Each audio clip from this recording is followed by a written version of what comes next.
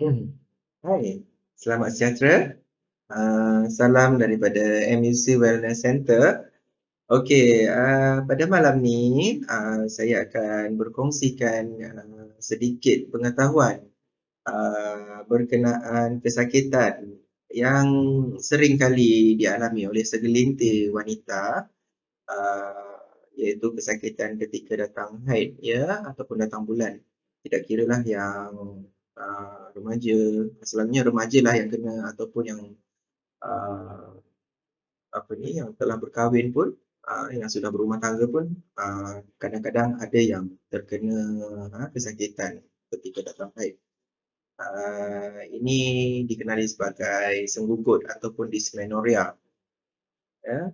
Anggaran 60 hingga 75% wanita muda akan mengalami dysmenorrhea ya. Kebanyakannya dari mereka mengalami gejala ringan sementara ya 25% dari mereka pula akan mengalami senggugut teruk yang mengganggu kehidupan mereka ya. Okey. Ada dua jenis dysmenorrhea atau kita boleh panggil ya kesakitan senggugut. Dalam bahasa Melayu senggugut lah ya. Kalau dalam bahasa medikal, dalam bahasa perubatan kita panggil dia sebagai dysmenorrhea, iaitu dysmenorrhea primer dan dysmenorrhea secunda. Yang kita akan bincangkan sekarang ni ialah sekunder. Dysmenorrhea sekunder biasanya berlaku dalam kalangan wanita dewasa, di mana senggugut berlaku sebagai sebahagian daripada gejala penyakit tertentu seperti radang pelvik ataupun pelvic inflammatory disease PID, endometriosis dan sebagainya ya, yang berkaitan ya. Lelaki tak adalah senggugut ya. Saya tak pernah dengar lagi lah lelaki ada senggugut. Ada ke lelaki yang kena senggugut? Tak ada kan? Okey.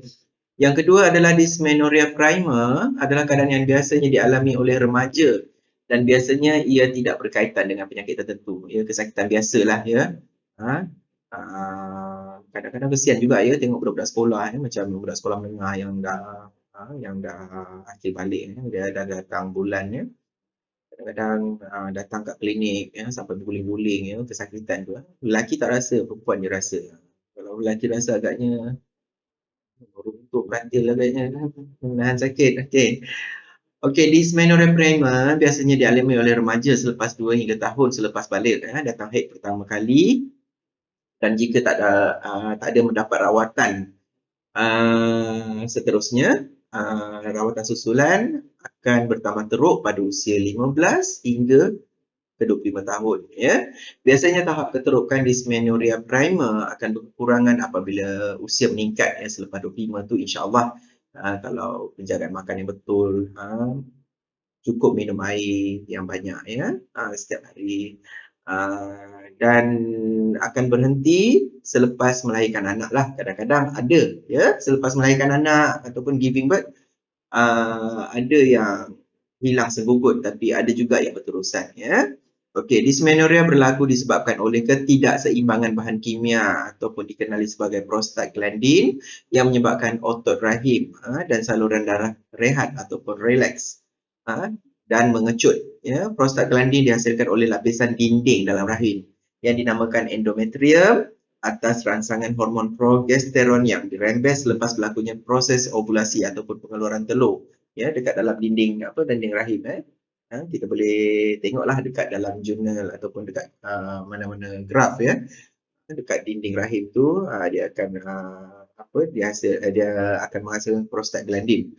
Okey, gejala dan tanda. Ni batuk juga ni, bukan COVID ya. Rasa sakit biasanya bermula dalam jangka waktu 24 jam sebelum kedatangan haid dan berterusan sehingga 1 hingga 3 hari. Rasa sakit itu biasanya dirasai di bahagian bawah pusat ya. Boleh merebak ke bahagian belakang dan peha. Gejala lain yang mungkin dialami adalah cirit berit, loya, muntah, sakit kepala, kebanyakannya migraine lah, selalunya migraine. Soalnya bila dia datang kat klinik, kita akan memberikan membuat diagnosa dulu ya, doktor ataupun pakar akan membuat diagnos dysmenorrhea primer setelah membuat penilaian klinikal dan mendapati anda tidak mempunyai apa-apa penyakit yang menyebabkan anda mengalami gejala tersebut ya. Dysmenorrhea primer boleh dirawat dengan menggunakan ubat perancang keluarga oral kontraseptif dan menggunakan ubat dari kumpulan NSAID NSAIDs ya, ataupun dikenali sebagai dalam bahasa penuhnya ialah non-steroidal anti-inflammatory drug, seperti ubat-ubat ni banyak kat dekat farmasi pun ada ya.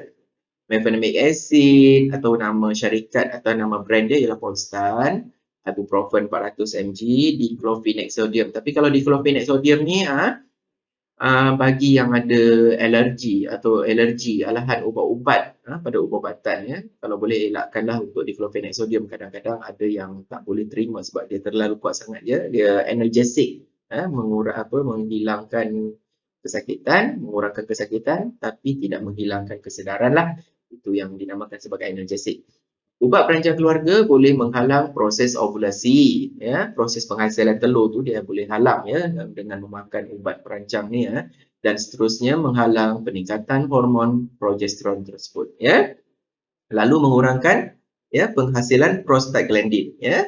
NSAID bertindak dengan mengurangkan pembentukan prostaglandin ya. Bila dia makan ubat-ubatan macam ubat yang saya sebutkan tadi tu, ubat perancang keluarga ya, macam Marvelon ya, yang boleh dapat dekat farmasi ya, dia boleh menghalang ya, dinding rahim tu menghasilkan prostaglandin dengan menghalang peningkatan hormon progesteron. Jadi sebaiknya ialah kita nasihat saya lah ya, jika anda merasakan yang anda mungkin akan terkena senggugut ataupun kesakitan dysmenorrhea ni setiap bulan, pada setiap kali anda datang bulan ya atau datang haid, sebolehnya sediakan ya ubat-ubatan sebelum terkena ya. Jadi selain tu kita juga boleh menjaga diri sendiri ya, bukan kita lah, saya lelaki ya, ini pesanan untuk kaum wanita ya dan juga remaja wanita.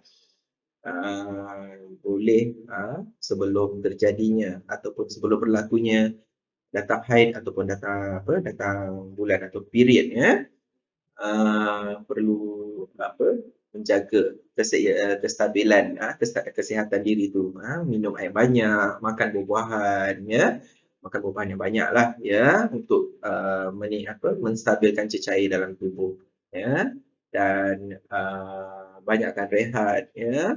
Okey, dan juga sekiranya berlarutan kesakitan tu, dapatkan rawatan di pusat-pusat kesihatan yang berdekatan.